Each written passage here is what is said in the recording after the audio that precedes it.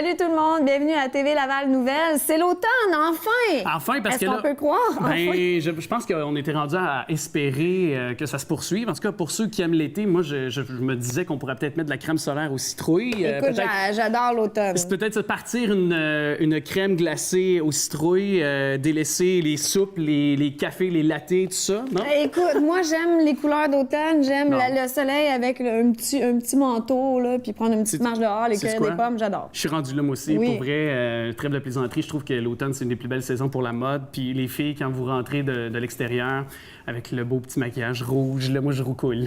Moi, je roucoule. Oh, c'est cute. Incroyable. On est-tu cute, hein? Ah, on a une grosse émission. Une grosse émission. Beaucoup d'entrevues aujourd'hui. On va rencontrer notamment Nicolas Vincent-Poirier, Stéphanie Léveillé-Denis qui va venir nous parler aussi du domaine artistique parce qu'on comprend qu'avec la technologie, ça a de l'impact positif, mais ça peut aussi, pour les créateurs, engendrer malheureusement on peut dire un tourbillon qui n'est pas toujours heureux, malheureusement. Tout à fait. Je vais aller la rejoindre tout de suite et je te laisse faire tes nouvelles. Certainement, on se retrouve dans les prochaines minutes.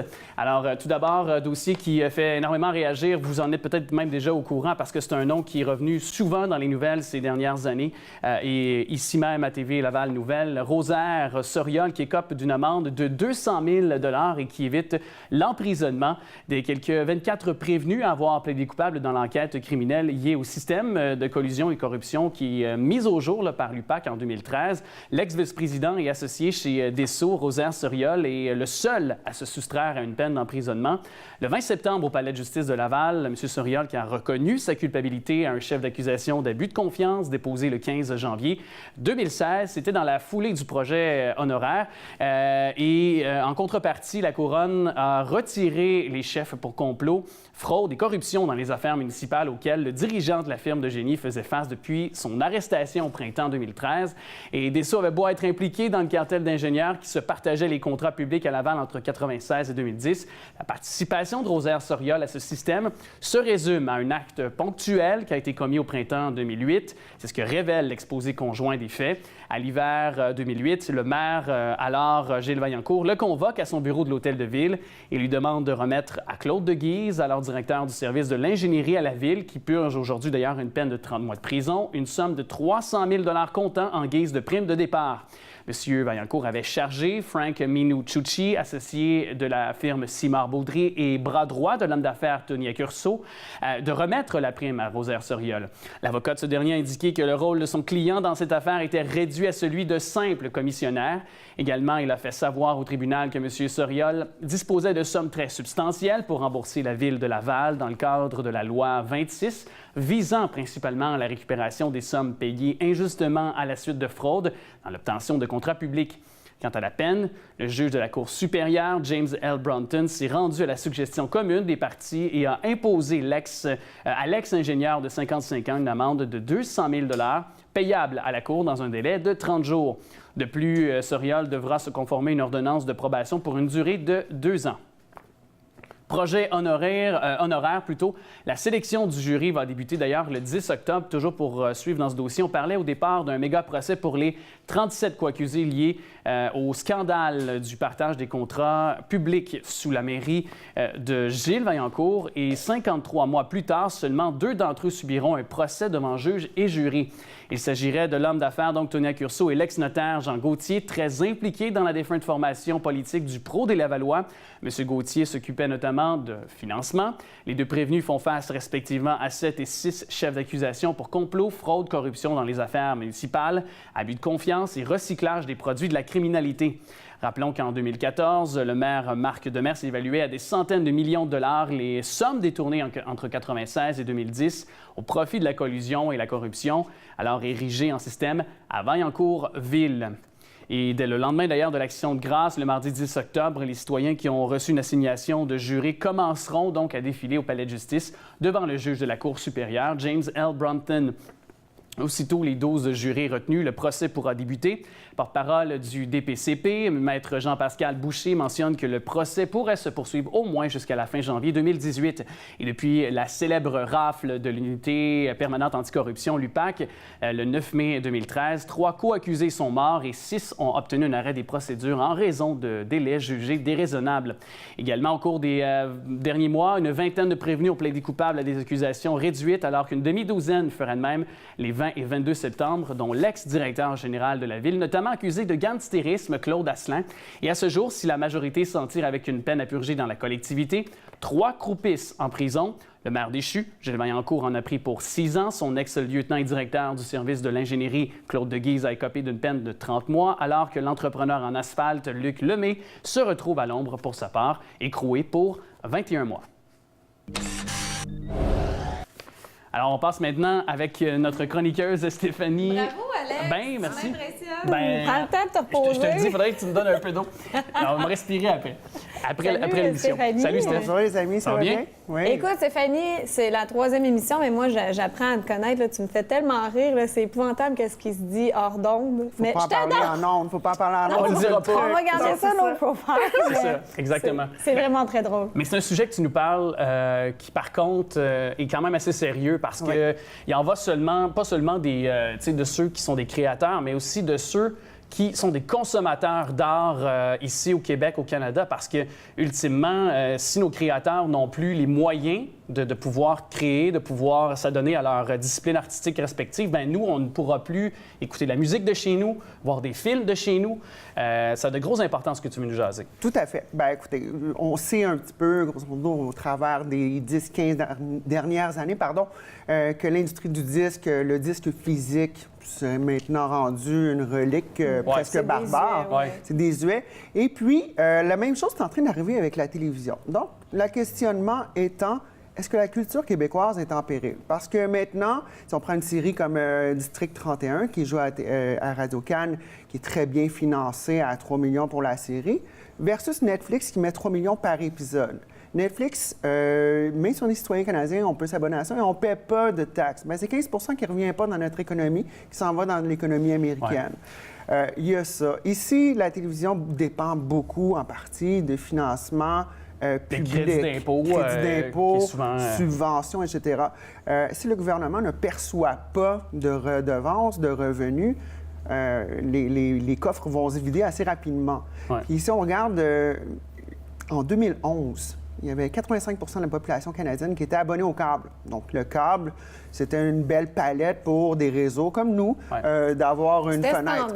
C'était standard. Mais devant tout nouveau problème, il y a des solutions qui peuvent être créés. Tout à fait. Il y a des problèmes qui sont créés à cause de la technologie, si on peut le dire comme ça, mais en même temps, il peut se créer aussi des solutions à ces problèmes qui ont été créés Tout à fait. à cause de la, disons-le comme ça, de la technologie. Bien là, on a un problème au niveau de la plateforme. Notre diffusion est très limitée. Elle est très locale. Même si on a Jean-Marc Vallée qui donne une très belle réputation, puis Céline Dion aussi, ça reste une pointe. Ça reste que c'est Jean-Marc et son équipe rapprochée, avec leurs impôts personnels, qui vont offrir une redevance au gouvernement. Je tiens quand même à dire, par contre, qu'il y a des créateurs comme Xavier Dolan, comme Jean-Marc Vallée, des cinéastes qui reviennent ici faire souvent des tournages et aussi font travailler les équipes techniques, c'est-à-dire la salle de montage, le son. C'est fait à Montréal.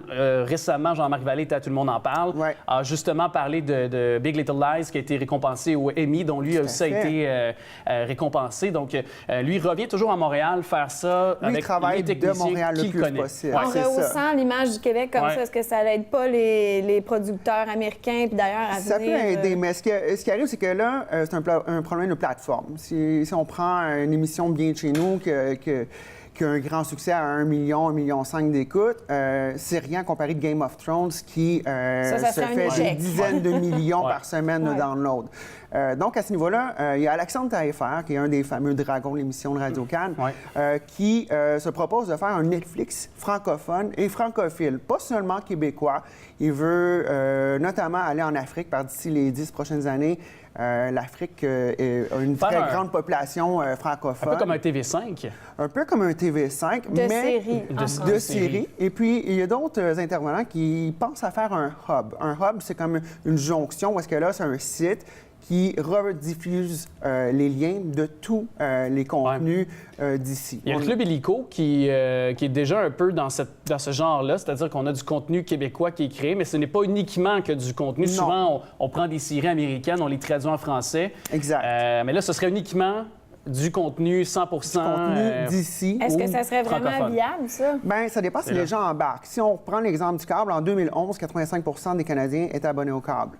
Aujourd'hui, 6 ans plus tard, on est rendu à 75 et dans la prochaine année, il y a 25 des gens qui pensent à se désabonner du câble. Bien, tout de suite là, c'est beaucoup de revenus. Si on prend Vidéotron, bien oui, il y a Club Illico, mais si on ne s'abonne pas au câble, on n'y a pas accès. C'est rendu que même des chaînes comme ici Radio-Canada Télé, pour ne pas la nommer, leurs émissions, Tout.tv est déjà, on le sait, bien en selle depuis quelques années, mais on peut déjà rattraper nos épisodes préférés de différentes émissions de séries sur le web. Donc, effectivement, je pense que c'est l'avenir, puis de ne pas embarquer là-dedans, c'est un peu comme se cacher la tête dans le sable, mais en même temps, nonobstant tout ça, est-ce que c'est pas d'aussi, puis c'est quelque chose qui avait déjà été avancé comme solution, je veux savoir un peu ce que vous en pensez, mais c'est de dire de taxer ceux qui sont des fournisseurs d'Internet, ceux qui nous chargent le gros prix pour qu'on puisse par la suite aller écouter ces il y a déjà une séries-là. redevance qui est perçue, qui est très minime, puis qui est remise à la SOCAN. Mais pour être payé par la SOCAN, il faut avoir du airplay, il faut avoir des chansons qui jouent, il faut avoir une certaine exposition. Ou dans ce cas-là, dans le cas de nos séries, par exemple, je sais que Netflix ont augmenté récemment, ont passé de 9,99 à 10,99 leur Exact. J'ai vu ça dans mon compte, là, ça a passé. Mais je me demande pourquoi je m'abonnerais à cette chaîne-là, Netflix québécois, si je peux avoir la version internationale ou même payer 9 $ par mois pour avoir Illico. Parce qu'on n'a pas beaucoup de contenu sur Netflix encore en français. En français, ou même du contenu produit d'ici. Il y en a un petit peu, mais c'est très, très minime. Et puis, bien, une solution viable serait de, premièrement, taxation, que le gouvernement fasse un accord avec Google Play, qui possède aussi YouTube, qui a maintenant lancé YouTube Red, qui est une version payante, sans publicité, avec du contenu ponctuel. Donc ça, c'est intéressant. Mais il faut faire des partenariats. Même si on se fait un Netflix Québec, on est gros comme ça comparé à une machine qui roule depuis déjà 15 ans. Est-ce qu'il n'y aurait pas moyen d'augmenter les subventions aussi pour donner une chance? Augmenter les subventions, il faut augmenter les revenus. Là, c'est la poule ou l'œuf. Ouais, ça revient au même débat. Donc, je pense que c'est vraiment de s'allier. Et puis, s'allier aussi entre communautés francophones et francophiles par le monde. Au Canada pour aussi. Faire l'idée du hub est une bonne idée, surtout si le hub est gratuit. Puis après ça redistribue vers des contenus que, si on peut payer ponctuellement avec un membership ou quoi que ce soit, pour générer des revenus. On n'a malheureusement plus de temps, mais je t'invite à venir nous reparler la semaine prochaine de musique. Certainement. Ça, c'est quelque chose qui m'alerte beaucoup. Tout à fait, oui. M'interpelle beaucoup. Moi aussi. Oui, toi aussi. Oui, merci. Merci.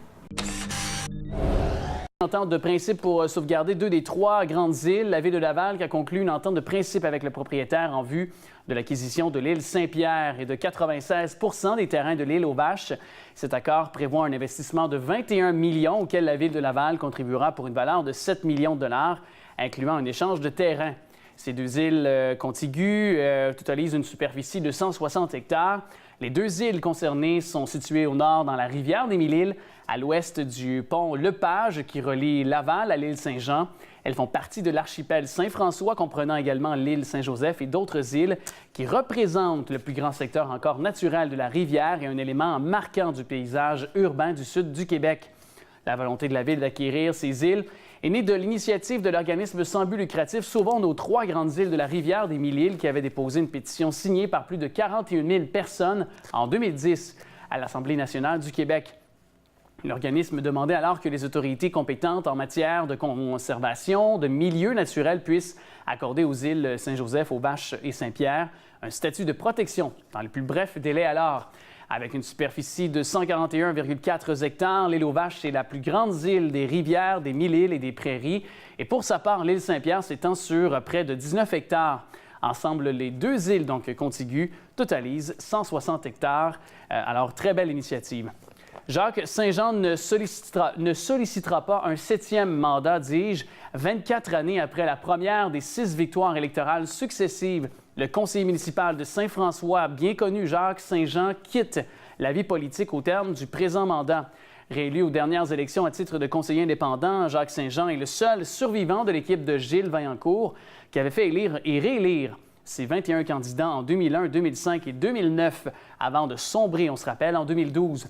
En novembre 2012, à la suite de la démission en pleine disgrâce de son ancien chef, M. Saint-Jean, dis-je, s'était présenté à la mairie de Laval. Il avait été battu 15 voix contre 3 par son collègue au conseil municipal, Alexandre Duplessis. Ce dernier allait démissionner quelques 7 mois plus tard, emporté par une affaire de mœurs. Ce retraité de l'enseignement avait pour modèle les ex-députés libéraux Jean-Claude Malépart, péquiste Yves Blais et conservateur Roch Lassalle. La semaine lavalloise des aînés, qui se tiendra du 11 au 22 octobre prochain, vise à stimuler les échanges entre les aînés et les différentes générations. Alors, on reçoit Corinne Favier et Caroline Boivin pour nous parler de l'événement. Bonjour, merci. Mesdames. Merci d'être là. Merci d'être là. Et si je précise ça en partant, parce que vous avez 2 titres bien importants, mais très distincts. Madame Boivin, vous êtes coordonnatrice à la division du développement social de Ville de Laval. Et vous, Madame Favier, vous êtes directrice générale, table régionale de concertation des aînés de Laval. Donc, peut-être nous dire vos rôles dans cette semaine lavalloise des aînés, tout d'abord. Oui, parfait. Bien, je vais commencer en vous disant que la semaine lavalloise des aînés est organisée et chapeautée par la Ville de Laval. Cette année, c'était la 28e édition, donc ça fait quand même assez longtemps qu'elle est organisée par la municipalité. Puis, je vous avouerai que la Semaine lavalloise des aînés est vraiment organisée par l'ensemble des organismes du territoire. Donc, il y a une offre de services qui est offerte par la municipalité. Sinon, elle rassemble l'ensemble des activités des organismes. Donc, ce qu'on fait, c'est autour du mois de juillet, à peu près, on envoie un formulaire à tous nos organismes et ceux qui veulent vraiment organiser quelque chose pour les aînés, pour leurs besoins, ils peuvent soumettre une activité. C'est pourquoi Corinne, dans le fond, m'accompagne aujourd'hui, parce que Corinne, en tant que directrice de la table régionale de concertation, organise une activité majeure à l'intérieur de la Semaine lavalloise cette année. Alors, je vais peut-être laisser... Oui, on aimerait savoir c'est quelle est votre activité? Quelle est cette activité majeure? Je vais garder le suspense. Puis je vais me présenter. Ben oui, Comme table régionale de concertation des aînés de Laval, effectivement, on est partenaire avec la Ville de Laval, entre autres, puisque la Ville est municipalité amie des aînés. Et dans la mission de la table, nous, on regroupe les organismes communautaires qui offrent des services et œuvrent auprès des aînés, services, activités, etc. Et c'est un projet particulier qu'on développe. Alors là, j'arrête le suspense. Est-ce qu'on peut avoir... Vous allez nous le dire. OK. Est-ce qu'on peut avoir un petit indice, quelque chose? Une petite mise en bouche. Oui. Alors, en fait, c'est initié par un partenariat avec le CI3S de Laval, le Centre intégré de santé et de services sociaux. Depuis 3 ans, on organise un salon des kiosques au mois de mai. Mais c'est des organismes qui offrent des services aux aînés. C'est le personnel du CIS, je vais les appeler le CIS, qui viennent prendre des informations, parce que c'est eux qui travaillent directement de concert avec les aînés. Donc, ils viennent prendre des informations. Et là, on en a discuté. Et pourquoi pas faire un porte ouverte des organismes, là où les gens pourraient le personnel pourrait aller rencontrer directement chez eux les organismes. Mais tant qu'à faire, pourquoi pas l'ouvrir, les organismes ouvrant leurs portes? Alors, c'est la première porte ouverte sur les organismes. C'est intéressant parce que par la suite, justement, aussi, cette clientèle-là va pouvoir savoir un peu mieux vers quel service se diriger, tout dépend de leurs besoins. Là. Moi, je me demande, il y a sûrement des jeunes qui sont à l'écoute puis ils se disent, moi, la semaine des aînés, ça m'intéresse pas. Comment qu'on peut aller les chercher? C'est quoi les événements qui peuvent aller les captiver, nos jeunes? Les jeunes, bien, en fait, c'est sûr que ça les cible pas directement, mais on a des activités intergénérationnelles parce que c'est effectivement un des objectifs de la semaine lavalloise. Cette année, on a le Centre de la nature au niveau de la ville qui offre des activités intergénérationnelles. On parle d'initiation aux techniques de rempotage grands-parents et petits-enfants. C'est sûr que ça vient moins toucher les ados, mais ça vient toucher en général la famille. Si on veut rapprocher nos grands-parents avec nos petits-enfants, ça peut créer un échange quand même familial. Ça fait des interactions intéressantes quand même. Tout à fait. Créer des échanges. On a également des activités artistiques et la lecture publique. Maintenant, je sais quelque chose que tu ne sais pas avec Mme Béatrice Picard et André-Luc Tessier. Effectivement, vient toucher la rencontre de 2 générations. Ouais. Et je lisais que, je crois que c'est en 2014 que la municipalité de la Ville de Laval est devenue titre de municipalité amie des aînés, soit le MADA, qu'on peut peut-être mieux dénoter là, pour être plus simple. Mais est-ce que ça a changé un peu? Est-ce que ça vient aussi s'imbriquer dans une poursuite de la semaine lavalloise des aînés qu'on connaît au cours des prochaines semaines? Si tu me permets de répondre, je vais vous dire que la Ville de Laval a toujours été impliquée puis a toujours soutenu les organismes communautaires. Alors, la Semaine de la Valoise des aînés, elle devient un attribut, elle s'ajoute à ça, mais à bien avant que la ville soit reconnue municipalité Par contre, j'imagine, c'est d'avoir eu ce titre-là, parce que oui, il y a une semaine de sensibilisation pendant quelques jours, mais c'est de poursuivre aussi cet élan-là au-delà, pendant le reste de l'année. C'est de ce que vous voulez aussi, j'imagine, de créer ces échanges-là, c'est de pouvoir poursuivre pour le bien de nos aînés, finalement, les services, puis pour le reste de l'année aussi. Là. Bien, en fait, Municipalité Amis des aînés, effectivement, il y a la Semaine de la Valoise qui vient toucher un objectif qui est de favoriser la participation sociale, venir briser l'isolement, créer des moments rassembleurs. Mais au-delà de la Semaine de la Valoise, il y a quand même d'autres moyens qui sont mis en place au courant de l'année, comme vous mentionnez, des événements, des salons de l'emploi, des salons du bénévolat. Et au-delà des événements, il y a également des offres de services en collaboration avec divers partenaires. Et c'est où qu'on peut voir la liste de toutes les activités offertes? Bien, en fait, on va peut-être moins voir la liste des activités parce qu'on en fait la promotion vraiment au cas par cas. Par exemple, ce qu'on peut faire, c'est inviter les citoyens, les organismes à aller sur notre page MADA, sur l'onglet Aînés, là, sur Ville de Laval. Puis vous allez pouvoir avoir droit au bilan des réalisations des plans d'action antérieurs et également du plan d'action triennal 2014-2017, où ce qu'on peut voir le bilan, les principaux besoins et les moyens qui sont reliés pour pouvoir y répondre. Les aînés, c'est une richesse. Ils ont tellement vécu, ils ont passé à travers différentes époques, ils ont tout vu. Ils ont beaucoup à nous apprendre. Ils ont beaucoup à nous apprendre. Alors, c'est une belle initiative. Il faut les reconnaître, les valoriser. C'est notre moyen pour le faire. Merci. C'est votre tour. C'est votre tour. Merci à vous. Merci beaucoup. À vous. La semaine Lis avec moi se tiendra du 1er au 8 octobre avec Sophie Fauché comme porte-parole. Nous recevons la directrice générale de l'événement, Geneviève Bergeron-Collin. Bonjour, Geneviève. Bonjour. Bonjour. Alors, est-ce que tu peux nous expliquer en quoi ça consiste exactement, la semaine Lis avec moi? Bien sûr. Alors, c'est la 13e édition cette année, en 2017. La semaine Lis avec moi, avant tout, c'est un événement qui est à la grandeur de la province. On essaie d'engager les gens à lire avec les enfants. Donc, on veut propager la bonne nouvelle de la lecture. On dit aux adultes, c'est bien de donner un livre à un enfant, c'est fantastique. Oui. Mais ce qui est mieux encore, c'est de le lire avec lui. Et comment... parce qu'il y a aussi, à un moment donné, dans les processus pour nos enfants, il y en a ils ont de la difficulté à lire aussi. Oui. Comment détecter ça chez nos enfants, qu'ils ont peut-être un problème de lecture? Bien, en fait, nous, on se base, on dit, toutes les études le disent, tous les experts le disent, il faut commencer tôt. Pour commencer, ça commence pas à l'école, la lecture. Ça commence quand on est bébé. Puis un livre, il faut le manipuler, il faut acheter les cartonnets épais, puis il ne faut pas avoir peur de les donner aux enfants.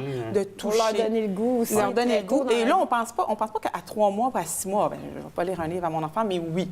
Oui, on lit des livres et on voit qu'ils sont intéressés par les images, par les sons et tout. Puis si on commence comme ça, puis les livres évoluent, évidemment, on le voit, l'intérêt se développe de plus en plus. Et quand les enfants, finalement, vont à l'école, ils ont déjà un bagage de littératie, de littérature qui est là et qui facilite justement. Et là, oui, bon, certains vont avoir des difficultés parfois à l'école, on va le découvrir, mais quand ils ont déjà eu l'expérience de la lecture avant, bien, leur parcours scolaire est déjà facilité. Et les parents, ils ont une grande responsabilité. Ouais. Si les enfants voient leurs parents sur leur téléphone, leur ordi toute la journée, qu'ils n'aient jamais des livres, ça commence mal. Puis ça aussi, c'est prouvé que dans une maison, s'il y a des livres, ça fait une différence. Oui. Puis parce que aussi, est-ce qu'avec l'avènement de la technologie, est-ce que vous avez constaté que, parce que je sais que vous êtes un organisme aussi qui, à longueur d'année, en dehors de la semaine, où vous faites des défis, vous stimulez les jeunes enfants à lire et tout ça, par une série de multiples façons. Mais est-ce qu'avec le fait de lire sur une tablette versus sur un livre physique, est-ce que vous avez vu une différence sur l'intérêt ou sur la longueur de lecture, le temps accordé à la lecture? Bien, la tablette, c'est qu'elle peut... On n'est pas contre. Là, on sait, il ne faut pas être contre la technologie et tout. Il y a des programmes qui sont bien développés et tout. C'est que c'est sûr que tout n'est pas égal. Hein, tout n'est pas de qualité égale. Et c'est sûr que la tablette, à un moment donné, peut vraiment distraire. Oups, on est rendu dans un jeu, c'est facile. comme nous. Hein, si on lit sur notre tablette. lire un livre Ouais. physique. Sur la tablette, nous aussi, souvent, on va sur Facebook facilement parce qu'il y a un message qui pop, des choses comme ça. C'est la même chose pour les enfants, peuvent être plus facilement. Et le livre physique, oui, le vrai livre papier, il apporte vraiment quelque chose. Il y a une expérience quand on le touche, quand on le... Il y a une âme, Il y a le une- livre. ouais. Mais pas juste ça, mais je exactement. pense qu'il y a aussi une ambiance aussi dans laquelle on s'installe. Souvent, on Tout a à le café, on est dans un On peut divan, souligner. des coussins. C'est ça. Moi, je me mets une petite chandelle, puis j'ai l'impression On là, que crée tu sais, un je suis moment. comme, Ouais. je crée un moment C'est ça. interdit.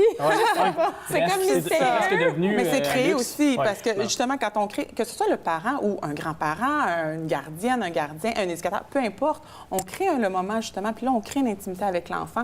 Puis c'est ça aussi qui est important dans l'amour de la lecture, c'est que l'enfant est installé dans ce moment-là qui est agréable, Ouais. qui est beau, qui n'est pas vite, vite, vite, on se garoche à gauche, à droite. On prend le temps, c'est que tout l'amour de la lecture Ouais. est là aussi. Et ça amène le savoir. Par la suite, l'espèce de courroie de transmission à l'école, les notes, l'éducation. Ça doit Les, vraiment les paraître. mathématiques, Les mathématiques. ça découle aussi du La français. créativité. La créativité, parce C'est qu'en plus, sûr au que Québec, ça on a, développe l'imaginaire. on a des auteurs des illustrateurs qui sont merveilleux, fantastiques. Moi, je suis dithyrambique. L'œuvre québécoise, en général, de littérature jeunesse Ouais. est magnifique. Ouais. Alors, il suffit d'aller dans une belle librairie et de voir ça, ou dans une bibliothèque. L'offre est incroyable. Parce qu'un des buts de la semaine liée avec moi, c'est de renforcer l'identité culturelle, Oui. donc encourager les livres Oui, parce québécois. qu'entre autres aussi, on organise des rencontres entre justement les jeunes lecteurs conférences, ouais. et des auteurs, des illustrateurs québécois qui peuvent partager leur savoir, leur métier. Puis ça, souvent, ça allume des étoiles dans les yeux des enfants. C'est fascinant. Et je lisais de votre porte-parole, Mme Sophie Fauché, comédienne. On le sait, elle a moi, une verve incroyable. C'est Oui. succulent juste de l'entendre. James Hyman, mais version C'est ça, féminine, c'est- un peu l'alter ego, là, pour faire un peu placer les gens dans le contexte. Mais elle dit pour le plaisir de lire haut et fort. C'est ce que Oui. j'ai retenu aussi que vous avez indiqué dans C'est votre campagne. c'est notre thématique cette année de la semaine Ni avec moi, parce que justement, on veut valoriser la lecture à voix haute, comme quoi la lecture, c'est pas juste une personne assise toute seule. Il y a vraiment une plus-value qu'on dit de la lecture à voix haute, autant pour le lecteur qui va lire que pour la personne qui va recevoir Ouais. la lecture. Fait qu'on veut encourager justement les adultes à lire à voix haute aux enfants, mais aussi les enfants à lire à voix haute. Puis des fois, c'est à leurs jeunes frères et sœurs, à leur entourage, même des fois à grand-papa, grand-maman.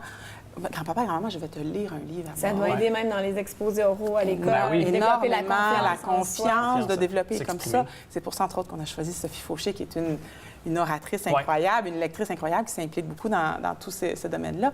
Et voilà, de lire à voix haute, c'est vraiment une expérience que tout le monde devrait faire. Acheter des livres, Oui, tout le monde. acheter Encourager aussi. les auteurs québécois, Québécois. c'est pas facile pour eux. Et c'est peut-être juste moi qui capote avec ça, mais moi, ma bibliothèque, c'est très important. J'aime regarder. Ouais. Mais t'as comme une espèce d'historique de tout ce que Oui. t'as lu. Puis, j'adore Exactement. ça. Puis après ça, on peut la partager. Pour moi, à fait. une maison sans bibliothèque, c'est une maison sans âme. Je suis d'accord. Voilà, Vraiment. sur ces belles paroles. Merci beaucoup. Merci à vous. Et bonne semaine, justement. de Merci. Lire avec N'oubliez moi. pas de lire. Tout à Du 1er au fait. 8 octobre, alors on lit surtout les livres québécois. Merci. Un monument célébrant l'apport de la diversité culturelle. La Ville de Laval, en collaboration avec le Conseil régional de l'Union libanaise culturelle mondiale, a le plaisir d'annoncer le 19 septembre qu'une entente a été signée afin d'ériger une œuvre d'art pour célébrer la diversité culturelle et l'apport de l'immigration sur le territoire lavallois, notamment à travers l'exemple de la communauté libanaise. Conformément au cadre de gestion en art public, l'œuvre sera réalisée à la suite d'un concours et sera installée aux abords de la placette pavée du parc Saint-Norbert à l'automne 2018. Le coût total du projet s'élève à 161 000 $, dont 30 000 provenant de la communauté libanaise et qui sera utilisé essentiellement pour la réalisation de l'œuvre. Le concours sera lancé à l'automne 2017 et un comité se réunira pour le choix de l'œuvre. La Fondation du Collège Montmorency amasse 60 606 $. Grâce aux commanditaires, donateurs et participants, la Fondation du Collège Montmorency a recueilli un montant de 60 606 $ dans le cadre de la 30e édition du tournoi de golf au profit des nomades le 11 septembre dernier. Plus de 120 golfeurs étaient réunis au prestigieux club de golf Le Fontainebleau à Blainville. Cette somme servira à appuyer les 250 étudiants athlètes du collège, en plus de contribuer au développement du programme sportif. C'est un résident de Laval et qui a plus de 30 ans de carrière dans le domaine du show business. Il a porté tous les chapeaux. Il a côtoyé des stars comme Céline Dion, Rock Voisine. Et puis maintenant, mène une magnifique carrière avec Guylaine Tanguy, qui est la star du country vraiment de l'heure. Il est derrière son succès. Il est de ces jours-ci avec un livre, Showbiz 101, pour tous ceux qui aspirent à une carrière musicale que vous pouvez voir ici. J'aurais voulu donc être un artiste aux éditions Un Monde différent. C'est M. Roland Lefebvre qui est avec nous. Bonjour, merci Alex. d'être avec nous, Roland. Bien, merci de l'invitation. Merci, Bonjour, Amélie. M. Lefebvre. On va se permettre de se tutoyer, on All right, se connaît. On y et, va avec le tu? Ben oui, on y va OK. avec le tu. On se connaît C'est pas vendu. vraiment, Bon, là, on va mais, se connaître. bon, Ben là, vous regarde. m'inspirez le tu, vous m'inspirez la proximité. C'est inspirant, en tout cas, ce parcours-là que tu dépeins, Roland, dans ce livre-là. Et pourquoi, après 30 ans de carrière, y être allé de recommandations et d'un peu de ton bilan de vie, d'une espèce aussi de biographie à travers ton parcours? Pourquoi maintenant? J'ai essayé de mélanger les deux Ouais. parce que, en fait, ce que je voulais faire, c'est un petit peu communiquer. C'est difficile dans un livre de 192, 198 pages de donner 30 ans d'expérience. Par contre, ça n'a jamais changé. C'est-à-dire que les façons de faire ont changé, mais ça revient toujours à la même chose. Quelqu'un qui demande le secret du show business, tu disais, tu voulais chanter, c'est tellement simple. C'est toujours les trois mêmes secrets. Le hit et le hit. Ça prend coup que un t'as hit. ça, Ouais. ça va bien. Après ça, il y a le timing, puis ainsi de suite. Alors, c'est pour ça que j'ai voulu faire le livre et en parler avec les jeunes, puis communiquer. Il y a des points qui me dérangent, puis tu m'arrêtes parce que moi, je suis un verbomoteur. puis Vas-y, j'arrête pas. largement. Vas-y, largement. Vas-y, oui, non, je mais suis avec puis vraiment, il y a plein de... Ce que j'aime beaucoup, c'est que autant tu nous fais part de ton savoir-faire, autant que tu es calqué aussi sur le présent et sur l'avenir. Tu l'as dit, la façon de vendre le produit, la façon aussi d'aller peut-être, pour un artiste, aller frapper à des portes a un peu changé, mais ça reste le hit. Mais, entre autres, l'avènement de la télé-réalité, La Voix et La Voix junior. Notamment, tu fais un large chapitre de recommandations à des parents qui, des fois, Exact. veulent plus que leurs enfants. Oui, puis c'est souvent ce qui se passe, puis je comprends les parents. Moi, je suis parent moi-même, puis je suis même grand-parent. Et puis, tu veux toujours aider ton enfant à avoir le meilleur. Alors, quand ça se passe pas trop, tu décides de t'improviser gérant. Et ce que je dis dans le livre, c'est que si ton gérant est obligé de faire les classes en même temps qu'il essaie de te pousser, tu pars avec un moins 25. Là. Mais est-ce qu'il y a encore de l'argent à faire dans ce milieu-là? Est-ce qu'on une peut bonne encore question. dire je vais être chanteur puis je vais gagner ma vie comme chanteur? Définitivement, le problème, c'est qu'on dirait que c'est beaucoup plus long. Je parlais avec un de mes amis qui fait de la promotion à la radio. Il dit un hit radio, on sortait ça. 3 mois, c'était réglé, ça tournait. Aujourd'hui, ça peut prendre jusqu'à 1 an avant que les radios embarquent. Et malheureusement, pour quelqu'un qui n'est pas connu, c'est quoi les moyens de... Bien, t'as toujours les réseaux sociaux, Facebook, et ainsi de suite. Mais les radios sont de plus en plus capricieuses. Ouais. Alors, c'est difficile. Mais c'est pas impossible. Oui, vas-y. Ben non, mais j'allais juste dire, en fait, puis toujours pour faire un peu une sous-question à ce que tu mentionnais, il y a l'argent, mais à un moment donné aussi, il y a la passion. Et c'est à un moment donné, il faut que tu te rendes compte aussi que la passion, il y a l'argent qui prend le dessus. Est-ce qu'à un moment donné, on déchante aussi de ton parcours? Est-ce qu'à un moment donné, tu t'es dit, je le fais, tout d'abord, c'est toujours une passion qui nous lance. Mais par la suite, en bout de piste, si on ne fait pas d'argent avec ça, est-ce qu'il faut faire autre chose? Il faut avoir la tête dure. Il faut avoir la tête dure. J'ai perdu beaucoup d'argent. Écoute, en 30 ans, là, on a fait des gaffes. Et j'en parle un petit peu dans le livre, mais Oui. on va donner des ateliers. Je vais en parler encore beaucoup plus. On a investi des sommes d'argent phénoménales quand j'avais le studio juste ici en arrière. Et puis, tout ça pour quelqu'un qui me dit tout bonnement, ben j'aime pas l'album, ça me tente plus de le faire. Alors, non, mais c'est comme ça. Ouais. Mais par contre, prenons l'exemple, tu parlais de Guylaine Tanguy. Guylaine était mûre pour travailler et tout ce qu'on l'a fourni, c'est les bons moyens qui étaient à la télévision pour la faire connaître. Il Et ça reste marche. peu de temps, malheureusement. Il me semble Oui, que j'aurais un million de questions. Moi aussi, j'aurais un million de questions. Mais si quelqu'un nous écoute et dit, moi, j'en ai un hit, là, le hit, mais comment on fait? Est-ce qu'il doit le mettre sur YouTube? C'est comme ça qu'on fonctionne? C'est une très, très bonne question. Et c'est ce que j'explique dans le livre. Il faut vraiment référer à des compagnies de disques reconnues. Mais on va en parler plus longuement dans les Ouais. ateliers. Puis vraiment, l'autodistribution, l'autoproduction, Tout est là-dedans. tout est là-dedans. Pour vrai, c'est une bible. Je te le dis, je suis vendu. J'ai vraiment hâte de lire. Merci d'ailleurs parce que tu m'en as C'était fait mon cadeau. consultant, ça, je veux dire. Il m'a aidé beaucoup au début. Très hâte de lire. Et puis, il faut avoir la tête dure dans ce milieu-là. Ouais. Il faut vraiment être passionné. Ma Si on femme n'est va pas te le dire, passionné, j'ai ça la s'arrête. tête dure. Ouais. Merci, Roland. Merci à beaucoup, vous. M. Lefebvre. Merci. Merci. La Ville de Laval qui acquiert le complexe sportif Guimont. La Ville de Laval qui vient d'acquérir le complexe sportif Guimont au coût de 14 millions pour répondre à la mission qu'elle s'est donnée d'offrir aux Lavallois des infrastructures sportives de qualité et en nombre suffisant. L'acquisition de ce nouvel immeuble destiné à la pratique des sports de glace met fin du même coup à l'incertitude qui entourait depuis quelques semaines la disponibilité déficiente des heures de glace sur le territoire lavallois pour la saison 2017-2018. La signature de l'acte de vente a donc eu lieu le 18 septembre et la Ville de Laval prend immédiatement possession du complexe qui comprend l'immeuble ainsi que l'équipement attaché à sa vocation. Construit en 2010, le complexe sportif Guimont est équipé d'une patinoire de taille réglementaire et 2 plus petites glaces d'entraînement. La Ville, d'ailleurs, qui toujours en vous parlant d'investissement, va investir 6,5 millions pour une piste d'athlétisme. Et une entente entre la Ville et la Commission scolaire de Laval, la CSDL, permettra la construction de cette piste d'athlétisme de calibre national à l'école secondaire L'Odyssée des jeunes en 2018. La Ville implantera donc au coût de près de 7 millions des installations pour la pratique de la discipline sportive. Et bien entendu, la nouvelle structure servira de site d'entraînement pour le club d'athlétisme dynamique de Laval.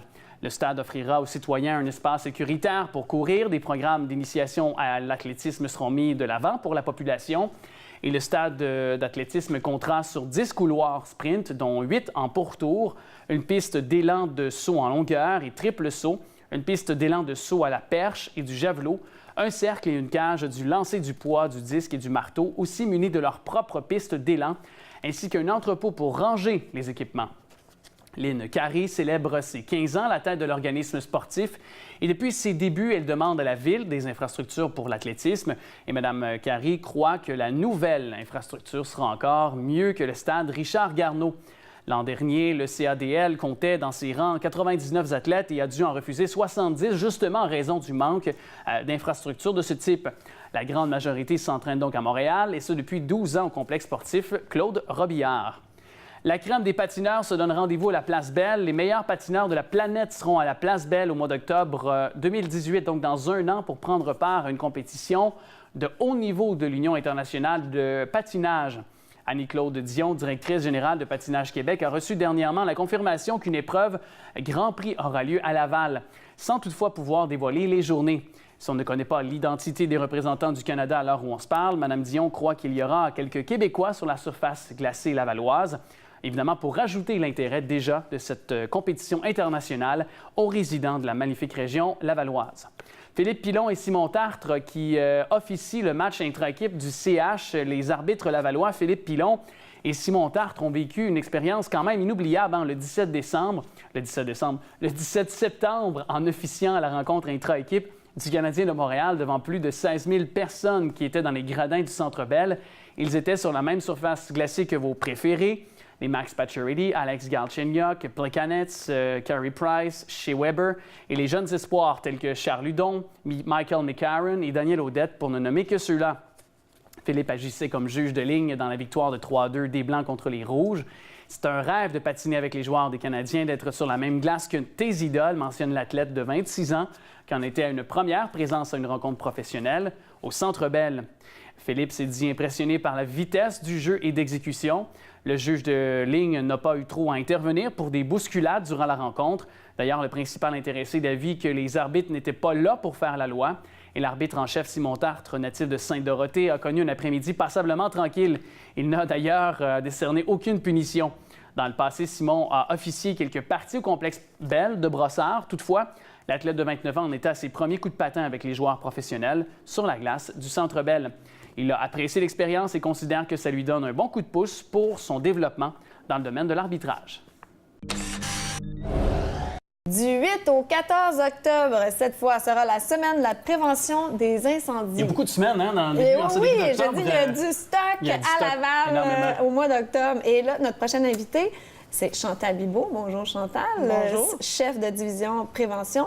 Et vous représentez le service de sécurité incendie de Laval. J'aime beaucoup votre kit, ce que je vous ai dit avant de commencer l'entrevue. Et est-ce qu'on peut se permettre ce petit point? C'est votre fête présentement, au moment d'enregistrer cette entrevue. Bonne fête! Merci. Je me permets de vous le dire. C'est gentil. Donc, cette semaine de prévention des incendies, cette année, c'est la prévention, c'est bon, c'est dans la cuisine que ça se passe. J'imagine parce que, il y a des débuts d'incendie souvent qui Trop souvent. Trop pour souvent. des inattentions ou pour de Surtout. l'alcool.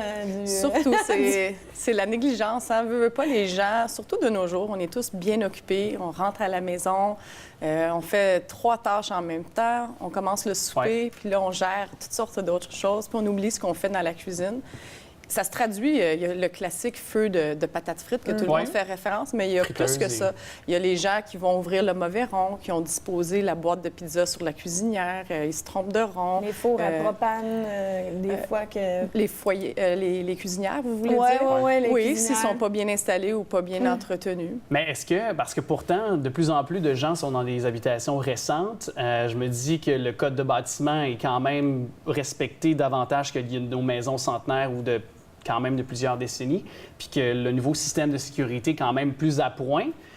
Puis on sait que c'est un message que vous martelez d'année en année, mais quand même, on voit encore là... Il y a encore des incendies. Il va toujours, même si le bâtiment, par exemple, est incombustible et protégé par des gicleurs, il va encore aujourd'hui avoir des gens qui vont fumer au lit.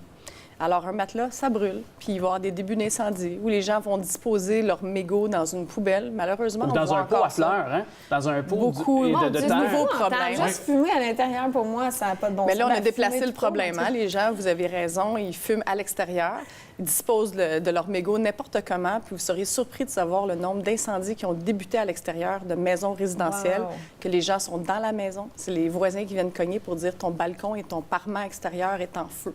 Alors, c'est un très bon point. Ouais. Alors, Faut être comment on vigilant. peut conscientiser les gens, justement, avec cette semaine de prévention des incendies? On fait Qu'est-ce qu'on peut plusieurs activités. Ce qu'on fait, les pompiers de Laval, les inspecteurs en prévention, hein, parce qu'il y a 2 types de professions en sécurité incendie. On se promène, on fait des exercices d'évacuation, on fait des campagnes de sensibilisation, on fait du porte-à-porte. À l'école aussi, on sortait, À on faisait l'école. l'exercice de feu. On trouvait ça drôle. Tu sais, on trouvait que C'était c'était un un petit jeu. break de l'école. Un petit break, mais c'est bel et bien important d'être conscientisé puis de vraiment peut-être d'expliquer aux jeunes ce que c'est. Effectivement, puis les parents aussi. Alors, on va dans les milieux de travail aussi, dans les édifices à bureaux, dans votre entreprise ici, si l'alarme sonne en ce moment, qu'allez-vous faire? Allez-vous réagir Quelle ou sortie? attendre? Quelle porte? Oui, On dirait exactement. qu'on y croit jamais, Ouais. en plus, hein? Ouais. Quand On pense à un l'alarme- canular, puis est-ce que c'est pas de s'asseoir aussi, les parents qui nous écoutent actuellement, de se créer un plan d'intervention aussi à la Exact. maison, puis de jaser autour de la table avec Très les bon enfants? point. De dire aux enfants à 3 heures du matin, si l'alarme, l'avertisseur de fumée sonne, qu'allez-vous faire? Le simuler, c'est une bonne idée. Puis de leur dire de sortir aussitôt qu'il y a une alarme. Souvent, on va rejoindre les parents, on va à l'extérieur, établir un lieu de rassemblement. Pour pas qu'on se cherche à 3 heures du matin, il y en a un qui est chez le voisin, l'autre qui est resté dans la maison. Et souvent, on va dire aux enfants, si jamais tu es dans ta maison puis tu vois un pompier, on va leur montrer l'équipement de pompier, accroche-toi à son cou.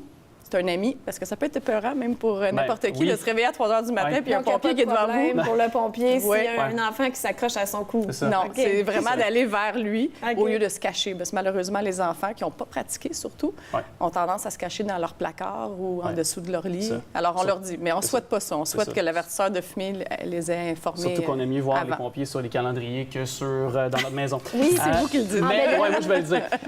Mais il y a aussi le fait que, parce que je regardais, il y a 9 casernes de pompiers à Laval. Ces dernières années, ce qu'on appelle la couverture de schéma vous allez De peut-être me risque, reprendre, oui. de risque. Est-ce que pour rassurer aussi également les citoyens, on est à point à Laval, les casernes sont à point, sont bien situées. Il y a tout un exercice d'analyse qui a été fait par le service d'incendie. On en est à notre 2e schéma de couverture de risque. Là-dedans, on analyse les emplacements optimales Des pour les casernes. casernes, les temps-réponse. On veut s'assurer que les pompiers répondent dans un temps qui est exemplaire, si je peux dire. Et il y a beaucoup d'efforts au niveau de la formation aussi qui est fait des pompiers pour intervenir dans les meilleurs délais, les équipements à la fine pointe. Oui, Parlant des casernes, on peut aller les visiter, je crois. Oui, le samedi 14 octobre, OK. les 9 casernes vont être ouvertes de 10 h à 16 h.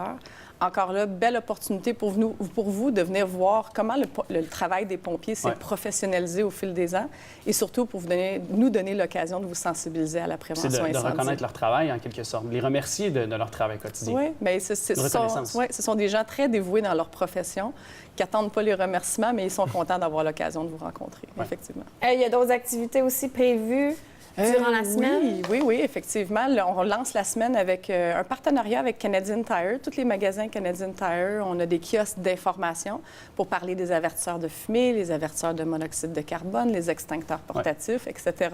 Ensuite, toute la panoplie, je vous disais, d'exercices d'évacuation et autres visites résidentielles. Et on va clore la semaine avec la journée porte ouverte. Puis il y aura changement d'heure bientôt. On a le réflexe aussi de vérifier les piles, de vérifier l'avertisseur de fumée aussi. Oui, puis saviez-vous qu'un avertisseur de fumée, c'est bon uniquement 10 ans? Ah oui? Alors souvent, les gens achètent leur propriété, mettent un avertisseur de fumée, on est bien content, mais il faut le remplacer aux 10 ans, sinon il est périmé puis il risque de ne pas fonctionner. Il y a beaucoup à apprendre. Vraiment beaucoup. À ce Ça a sujet. été vraiment très, très instructif, je trouve. Oui, merci beaucoup. Merci. Ça m'a fait Chantal plaisir. Bibeau. Merci d'avoir Merci beaucoup. reçu. Oui, merci.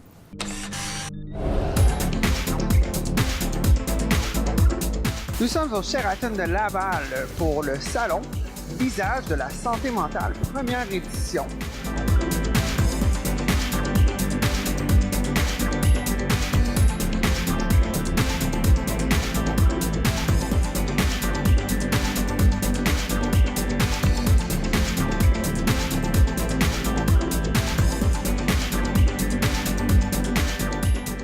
Nous sommes avec Marie-Ève Nadon, cofondatrice de Visage de la santé mentale. Bonjour. Bonjour! Donc, parle-nous un petit peu évidemment, de ton organisme, point de départ, parce que la première édition du salon, c'est important de mentionner que c'est un succès. Là. Moi, je vois beaucoup de monde ici, beaucoup d'exposants.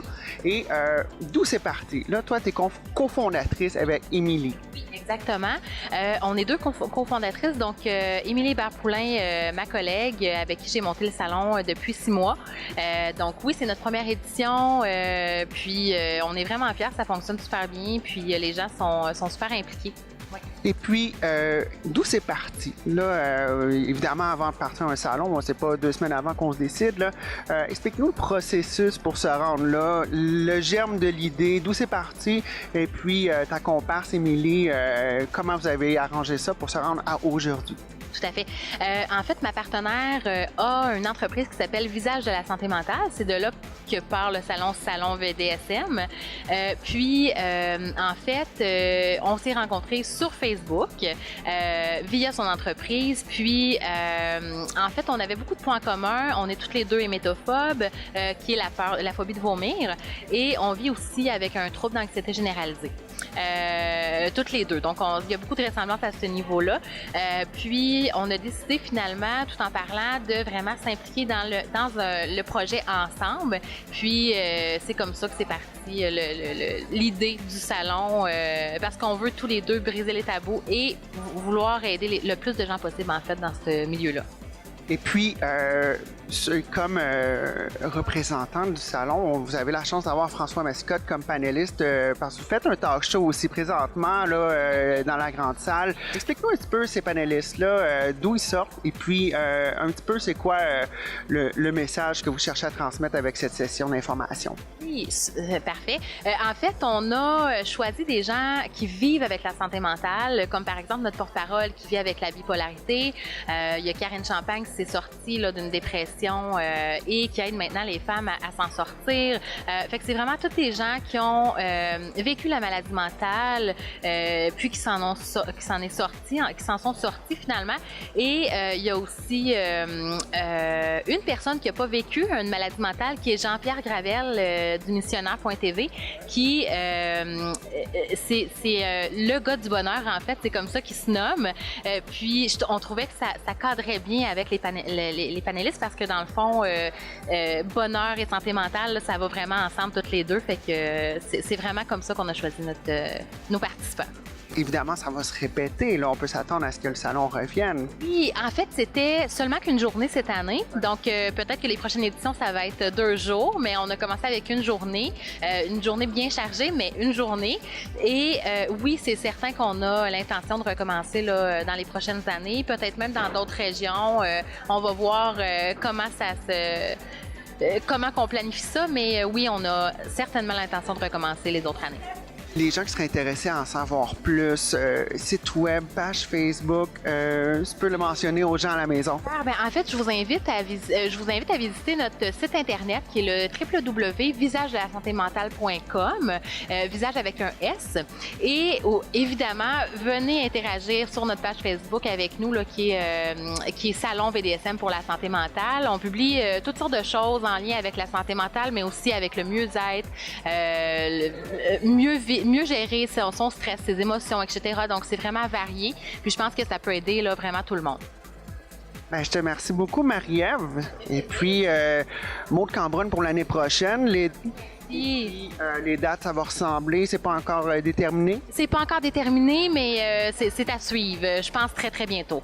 Parfait. Ben, un gros merci. Un gros merci à toi.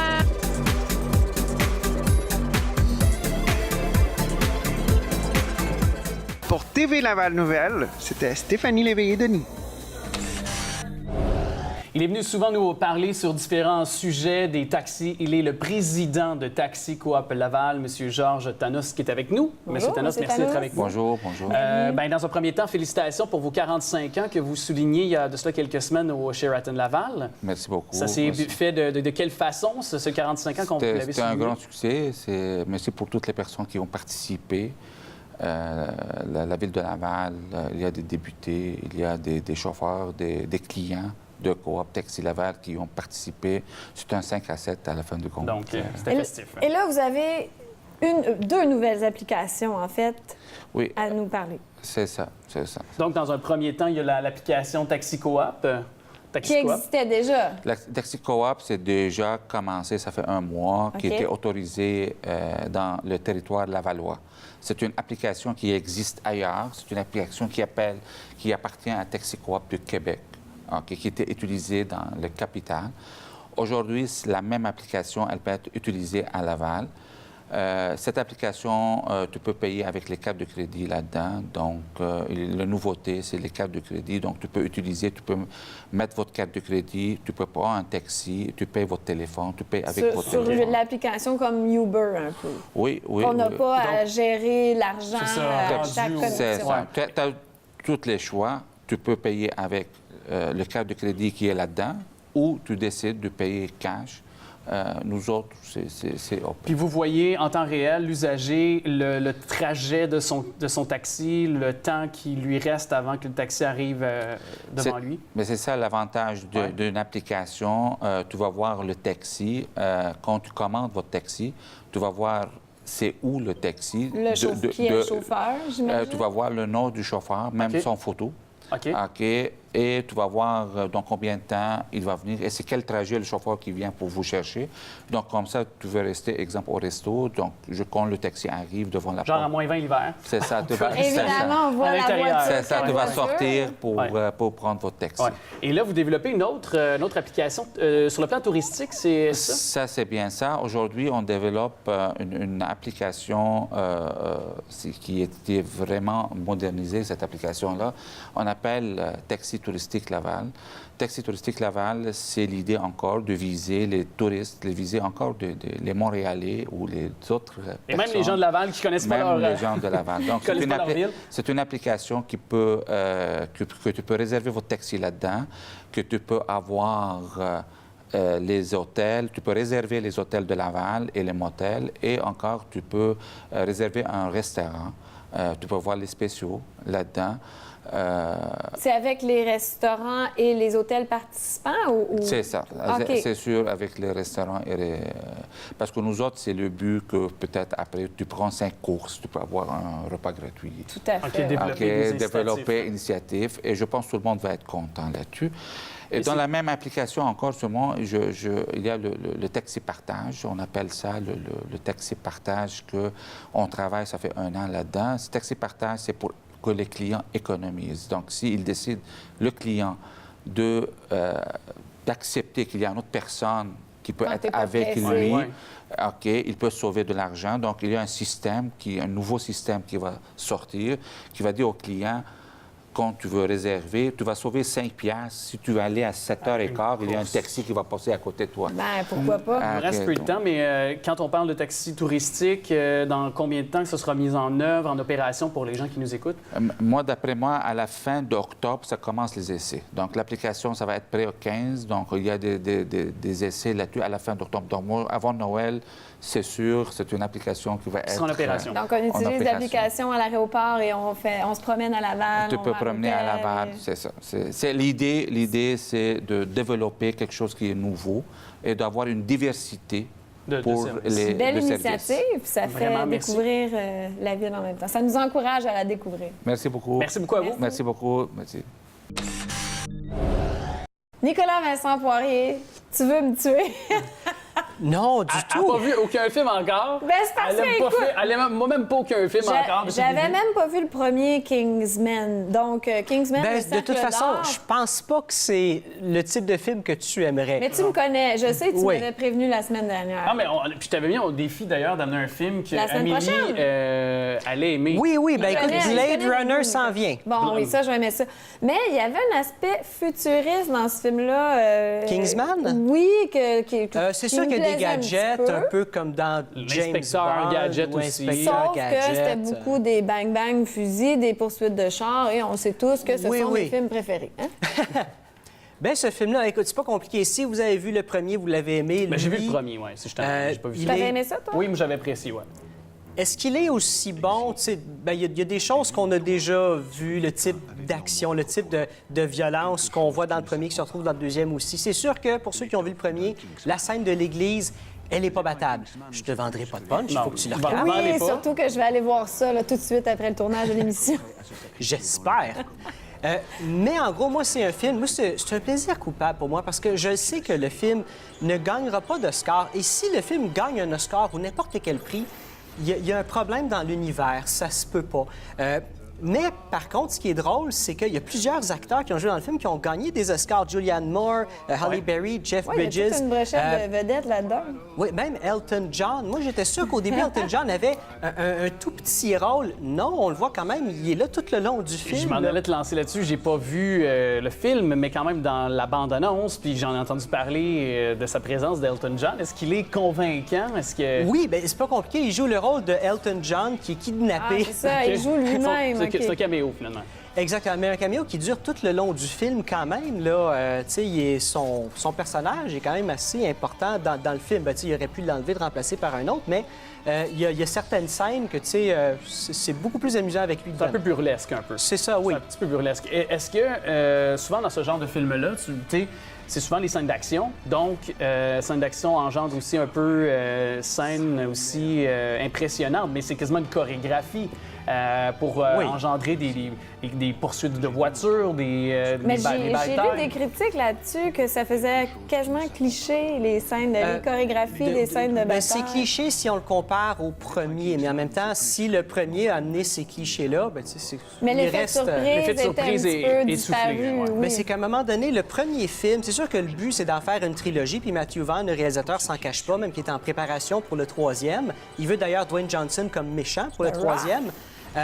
Mais le premier, quand le premier est fait, ben, tu sais, c'est donner un look. Après ça, tu peux pas changer de look, de rythme dans le type de film. Donc, le premier amène quelque chose, puis évidemment qu'on est déçu si on pense qu'on va aller dans un tout autre univers que le ordre d'idée, premier. C'est sûr, c'est... Ben, c'est juste une Nicolas, il reste continuité. peu de temps, mais je voulais savoir, parce que j'ai lu dans les critiques notamment que, bon, autant qu'il y a de l'action dans le film, mais ça semble s'éterniser comme ça. Ouais, bon ouais, sens. j'ai lu Ça la t'a même chose, ouais. semblé C'est long? Oui, c'est vrai que c'est un petit peu long. Le film aurait pu durer 15 minutes de moins puis s'arrêter correct aussi, mais en même temps, tu sais, C'est agréable. C'est très C'est de agréable. longues heures agréables. Sauf que je renchéris en disant que de nos jours, aussitôt que le film dépasse 1h30, j'ai l'impression que c'est un commentaire qui revient chez les critiques de films, dont toi, Oui, que oui, c'est tout oui, le temps c'est trop tout. long. Ben, regarde, Non, mais c'est ce vrai, film-là, Moi, quand c'est bon, j'aime ça quand c'est long. ce film-là dure 2h15. La première version du film, par contre... C'est tout croche, oui, tout le j'ai monde sur pensé le plateau, croche, mais tout le monde pense sur le c'est plateau croche. passe croche, c'est sûr. J'ai-tu le droit d'aimer un bon, long film? Moi, je suis pas très vite, c'est que j'ai pas compris. Bon, mais là, en je fait, commence toi, à t'es- comprendre. c'est ça. Nicolas, Mais juste toi, une- t'as l'esprit pur. Oui, Ouais. mais juste une parenthèse. Le film dure vierge. 2h15. Non, le film dure 2h15. Mais la première version du film durait 3h41.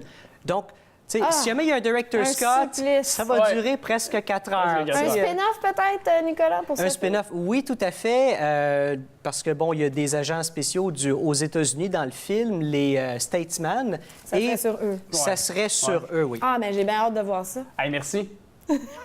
On a spiné pas mal. C'est déjà tout pour cette semaine. Merci à tous nos invités et notamment merci à Roland Lefebvre pour son roman « J'aurais voulu être un artiste ». Et en plus... Fais-moi le don en opéra. Ouf, là, Ah oui, je suis pas t'es pas certaine. game.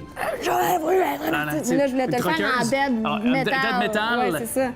Mais en plus, il m'a fait une Un dédicace. dédicace, Alors, oui. je suis vraiment très contente d'un ajout à ma bibliothèque. Ben, c'est un très beau livre. J'ai eu la chance de le lire. C'est un Lavallois qui vient tout juste de sortir ce livre-là. Merci à Stéphanie Léveillé-Denis aussi. Tout à fait. Qui est venue nous voir. Merci à Nicolas Vincent Poirier. Oui, qui est juste là. On t'aime nous a d'amour. qui Je nous le a dis à la parlé. caméra, mais il est juste là. Il est juste là. Il nous a parlé et il nous a aussi acheté pour qu'on puisse le dire. Et Dit en pas antenne. d'explosion et de poursuite de char la semaine prochaine, Nicolas. Non plus. On lui met ce défi de trouver un film enfin que t'aimes et que tu vas écouter. Mais ça, c'est une autre affaire. Et qu'est-ce qui est payant aussi? Je parlais d'argent avec Nicolas Vincent Poirier. C'est le bingo qui va suivre tous les dimanches. C'est 9h30. 4 000 tous les premiers dimanches de chaque mois et 2 500 $. La cagnotte qui augmente, c'est pour vous. Vos cartes, vous pouvez vous les procurer d'ailleurs. Les dépositaires, avoir tous les détails sur le tvrl.ca. Bingo! Bingo! Yes! C'est fini? Vous pouvez nous suivre sur les réseaux sociaux aussi.